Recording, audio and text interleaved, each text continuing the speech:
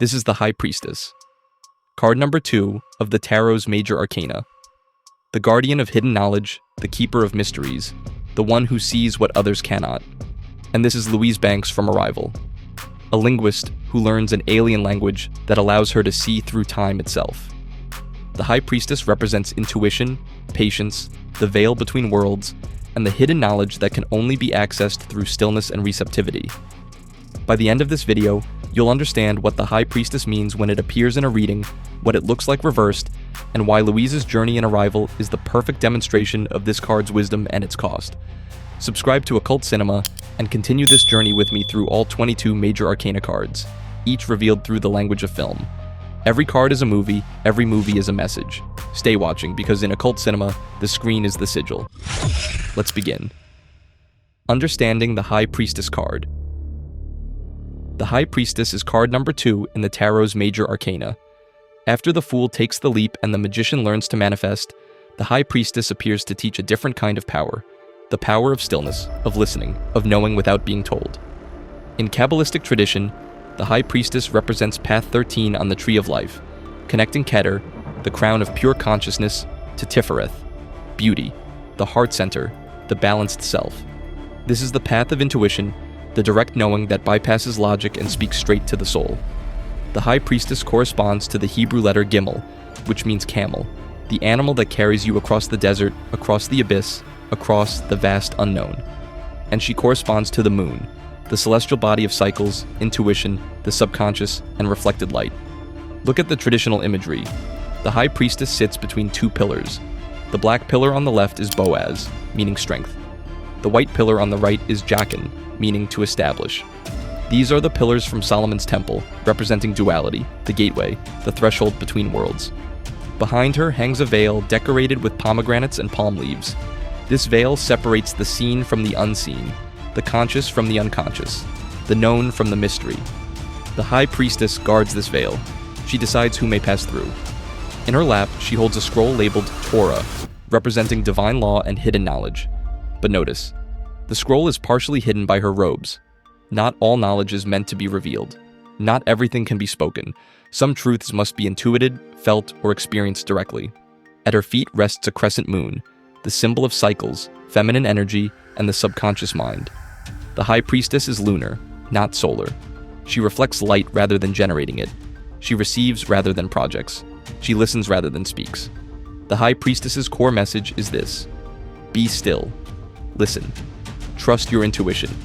The answer is within you, not outside you. Not everything needs to be said. Not everything needs to be done. Sometimes the most powerful action is patient observation. When the High Priestess appears upright in a reading, she signals a time to trust your intuition, to wait and observe rather than act, to pay attention to your dreams and inner knowing. She tells you that secrets are present, that not everything is being revealed, that there's more beneath the surface than you can see. The High Priestess upright says, your gut feeling is correct. Trust it. This is not the time to force action. Be patient. The mystery will reveal itself when the time is right. In career readings, the High Priestess means trust your instincts about a situation and observe before acting. In love, she means pay attention to what's not being said and trust your intuition about this person. In spirituality, she means your psychic abilities are heightened and deep inner work is called for. When the High Priestess appears reversed, she reveals the shadow side of this energy. The reversed High Priestess can mean several things. First, blocked intuition. You're not trusting your gut, you're ignoring your inner voice, you're overthinking instead of feeling, you're disconnected from your subconscious wisdom. Second, secrets causing harm. Either you're keeping secrets that shouldn't be kept, or secrets are being kept from you in unhealthy ways. Information is being hidden that needs to come to light. Third, impatience. You're acting when you should wait. You're forcing action prematurely. You can't sit with mystery or uncertainty. You're rushing a process that needs time to unfold naturally. The reversed High Priestess asks, why are you ignoring what you know deep down? Why are you being impatient when patience is required? What inner work are you avoiding? And this is exactly what we see in Arrival. Louise Banks embodies the upright High Priestess, while the military and world governments demonstrate the reversed: impatient, forcing action, ignoring intuition, and nearly destroying everything because of it. Louise, as the High Priestess. When 12 alien spacecraft arrive at different locations around Earth, the US military recruits Louise Banks, a linguist professor, to attempt communication with the beings inside the ship that's hovering over Montana. Louise is the perfect embodiment of the High Priestess. She's a guardian of language, which is the key to understanding, the bridge between minds, the foundation of civilization. Language is her sacred knowledge, her area of mastery, her temple. When Colonel Weber asks her how to approach communication with an alien species, Louise's answer reveals her High Priestess nature. She doesn't suggest force or demands. She suggests patience, observation, and building trust slowly. She wants to establish the basics first, to learn their language properly, to understand before being understood. This is the High Priestess approach: receptive, not aggressive; listening, not demanding; patient, not rushed; feminine wisdom, not masculine force. Louise is quiet, observant, thoughtful. She doesn't make grand pronouncements. She doesn't claim to have all the answers. She admits what she doesn't know. She's comfortable with mystery, with uncertainty, with the slow unfolding of understanding. When she first enters the alien ship with Ian Donnelly, the physicist, their approaches are completely different. Ian is excited, eager, ready to engage. Louise is cautious, observant, taking everything in. She's reading the room, feeling the energy, trusting her intuition about how to proceed. And her intuition tells her something crucial. These beings are not hostile. Despite the fear, despite the military's assumptions, despite the world's panic, Louise trusts her gut feeling that the aliens, whom they name Abbott and Costello, are here to communicate, not to conquer. This is the High Priestess's gift. She sees what others cannot. She knows without being told. Her intuition bypasses logic and goes straight to truth. Louise is also the only one who can truly cross the veil. Not everyone can learn the heptapod language. It requires a specific kind of mind, a specific kind of openness, a willingness to let the language change you. Louise has this quality. She's receptive enough, patient enough, intuitive enough to let the alien language rewire her brain. She is the guardian of the threshold. She is the one who can pass between worlds. The veil. In the High Priestess card, the veil hangs between the two pillars, separating the known from the unknown, the conscious from the unconscious, the material world from the spiritual realm. In Arrival, this veil is literal, a glass barrier inside the alien ship that separates the humans from the heptapods. On one side stand Louise and Ian, representing humanity, linear time, spoken language, and the conscious mind. On the other side stand Abbott and Costello, representing non-linear time, visual language, and a completely different way of perceiving reality. The glass barrier is the veil, and Louise must learn how to cross it. Notice the symbolism. There are two heptapods, just as there are two pillars in the High Priestess card.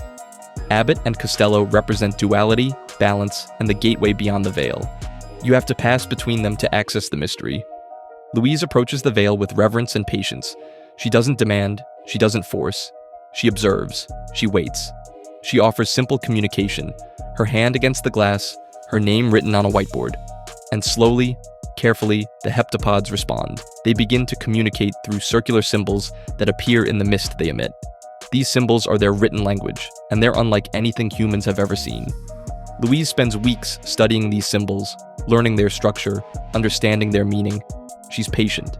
She doesn't rush. She knows that crossing the veil takes time, that hidden knowledge reveals itself slowly, that you cannot force understanding. There's a beautiful moment when Louise removes her hazmat suit and approaches the barrier with just the glass between her and the heptapods. She places her hand on the glass. Abbott places one of his limbs on the other side, mirroring her gesture. This is the moment of crossing the threshold. This is Louise touching the veil. This is the High Priestess accessing the mystery. Not everyone can do this. Colonel Weber can't. Most of the military personnel can't. Even Ian, brilliant as he is, doesn't have the same connection Louise has. She is the one chosen to cross the veil, to receive the hidden knowledge, to become the bridge between worlds. But crossing the veil comes with a cost, and Louise is about to discover what that cost is. The language. The heptapod language is the scroll in the High Priestess's lap, the hidden knowledge, the sacred text, the mystery that must be studied and interpreted. The heptapods communicate through circular logograms, symbols that have no beginning and no end.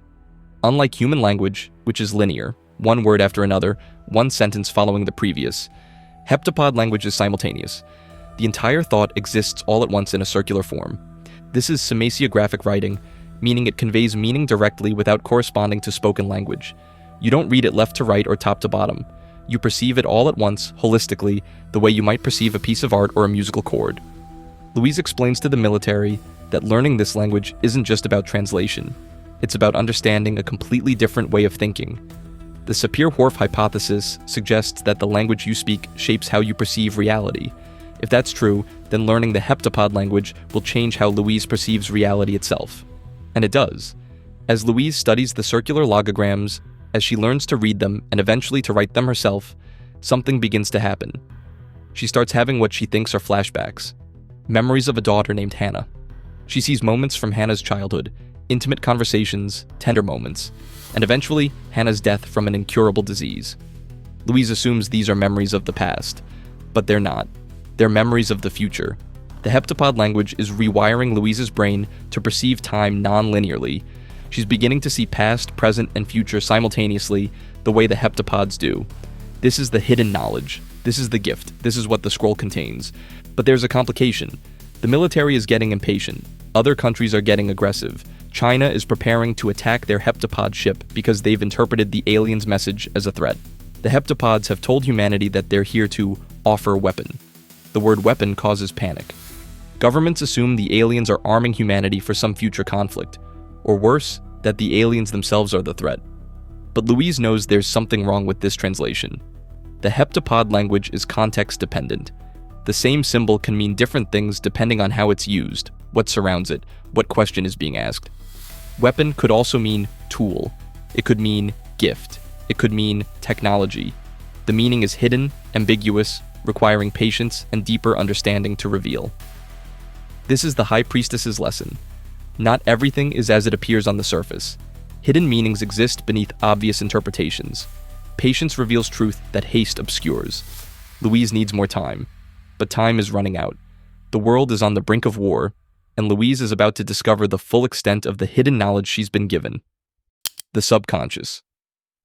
The High Priestess is the guardian of the subconscious, the realm beneath conscious awareness where dreams, intuitions, and hidden knowledge reside.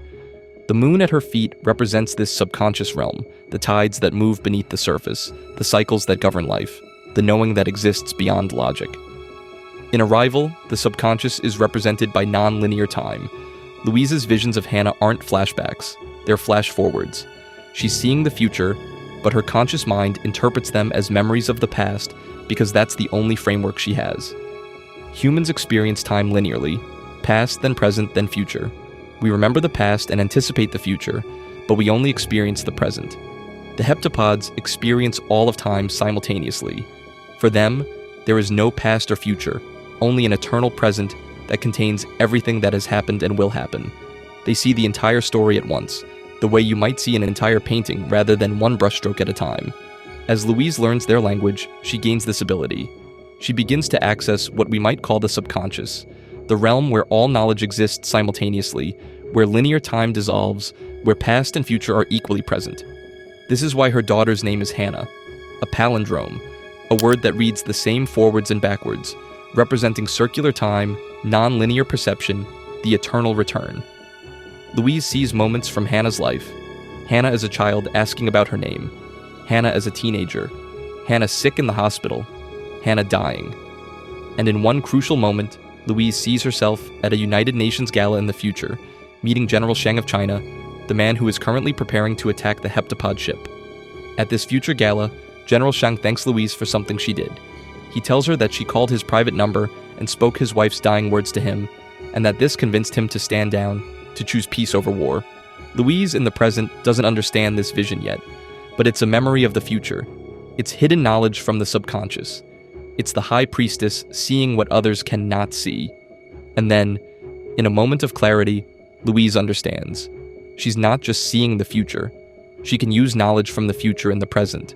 The veil between past, present, and future has dissolved for her. This is the gift the heptapods are giving humanity, not a weapon, a tool. The ability to perceive time non-linearly, to see the consequences of actions before taking them, to know the future and choose wisely in the present. But Louise is the only one who has fully received this gift. She's the only one who has crossed the veil completely, and now she has to use this hidden knowledge to save the world. The reversed High Priestess. While Louise embodies the upright High Priestess, patient, intuitive, receptive, the military and world governments embody the reversed High Priestess, impatient, forcing action, ignoring intuition, and making decisions based on fear rather than wisdom. Colonel Weber, though he respects Louise, is under pressure to get results quickly. The military wants answers now. They want to know why the aliens are here, what they want, whether they're a threat. They don't have time for slow, careful linguistic study. They want immediate clarity. This is the reversed High Priestess. Impatience when patience is required. China's General Shang is even more extreme. When he interprets the word weapon as a threat and decides to attack, he's acting on surface-level understanding, on fear, and the assumption that force is the answer. He's not waiting for deeper knowledge. He's not trusting intuition. He's reacting. This is the reversed High Priestess, acting prematurely, ignoring what's beneath the surface, and forcing action when observation is needed. Other countries begin to follow China's lead. Communication between nations breaks down. The heptapod ships around the world start to close off contact. Humanity is on the brink of attacking the very beings who came to help them, all because of impatience, all because of refusing to wait for hidden knowledge to reveal itself, all because of ignoring intuition in favor of fear. Louise knows this is wrong. Her intuition has been telling her from the beginning that the heptapods aren't hostile. Her gut feeling, her inner knowing, her High Priestess wisdom says, wait, listen, there's more here than you're seeing. But she's running out of time to prove it. The military is preparing to evacuate. The world is preparing for war. And Louise has one chance to use the hidden knowledge she's been given. She has to trust her intuition completely. She has to act on knowledge that doesn't make logical sense yet. She has to cross the veil one final time. Piercing the veil. In her vision of the future gala, General Shang told Louise his private number. He told her what his wife said on her deathbed. This is the hidden knowledge. This is what the High Priestess has been given. In the present moment, as the military is evacuating and the world is preparing to attack, Louise makes a choice. She takes out her satellite phone and calls General Shang's private number, a number she shouldn't have, a number that isn't public, a number she only knows because she's seen the future.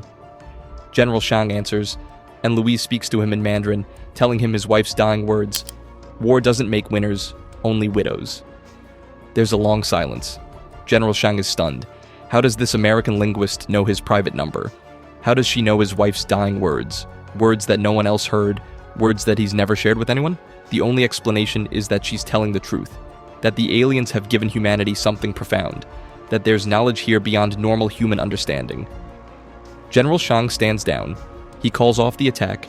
He shares what he's learned with other world leaders. The crisis is averted. Humanity chooses peace over war, understanding over fear, patience over force. Louise has used the hidden knowledge to save the world. She has crossed the veil, received the gift, and brought it back to help humanity. This is the High Priestess's purpose, to access the mystery and use that knowledge wisely. But the gift comes with a cost, and Louise is about to face that cost directly. The cost of knowledge. The High Priestess guards hidden knowledge, but not all knowledge is comfortable. Not all secrets are pleasant. Some truths are burdens that must be carried. Louise now sees all of time. She sees her future clearly. And what she sees is both beautiful and heartbreaking. She will have a daughter with Ian, the physicist she's working with. They will name her Hannah. Hannah will be brilliant, curious, and loving. Louise will experience profound joy with her daughter. But Hannah will develop an incurable disease. She will die young, probably in her teens or early 20s. And Ian will leave Louise, unable to bear the grief, unable to understand why Louise chose to have Hannah knowing what would happen. Because Louise does know. She sees the entire story. She knows how it begins and how it ends. She knows the joy and the pain, the love and the loss, the beauty and the tragedy, and she chooses it anyway. In one of the most powerful moments in the film, Louise asks herself, if you could see your whole life from start to finish, would you change things? Her answer, spoken to Hannah in a future memory, despite knowing the journey and where it leads, I embrace it, and I welcome every moment of it. This is the High Priestess's deepest teaching. Hidden knowledge comes with a price. Seeing what others cannot see means carrying what others don't have to carry. Knowing the future means living with that knowledge, making choices with full awareness of their consequences. Louise chooses love despite inevitable loss. She chooses joy despite certain grief. She chooses to have Hannah, to experience those precious years, even knowing how the story ends. The High Priestess doesn't just guard pleasant secrets. She guards all secrets, all hidden knowledge, all truths, the comfortable and uncomfortable, the joyful and painful, the liberating and burdensome, and she carries that weight with grace, with acceptance, with the understanding that some knowledge is worth the cost. The lesson. So what does the High Priestess teach us through Louise's journey and arrival? First, trust your intuition. Louise knew from the beginning that the heptapods weren't hostile. Her gut feeling was correct. When the High Priestess appears in your reading, she's asking, what is your intuition telling you? Are you listening? Second, patience reveals truth. Louise spent weeks learning the language, slowly building understanding. She didn't rush, she didn't force. She waited, observed, and let the knowledge reveal itself in its own time. The High Priestess says, not everything needs to happen right now. Some things must unfold slowly. Third, hidden knowledge exists beneath the surface. The word weapon wasn't what it seemed. The visions weren't flashbacks. Reality was more complex than it appeared. The High Priestess reminds us, look deeper. There's more here than you're seeing.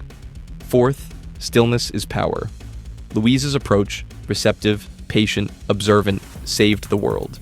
The military's approach, aggressive, impatient, forceful, nearly destroyed it.